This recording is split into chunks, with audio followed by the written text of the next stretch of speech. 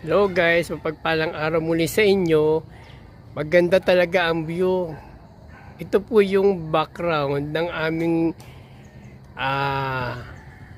rooftop kung saan tuwing umaga dito ako nagkakape at nagre-relax habang nag-iisip at nagpaplano para sa aking gagawin sa buong maghapon. So everyday talagang ito yung nagiging routine ko, kaya nagkakaroon ako ng maayos na kaisipan. So ito yung nagiging relaxing view ko, lalong lalo na kapag gabi, dahil yung mga ilaw niya talagang nagbibigay sa akin ng lingling.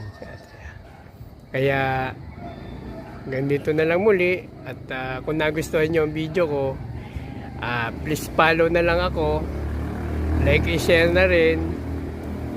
Salamat sa inyo, thank you sa panonood, and God bless.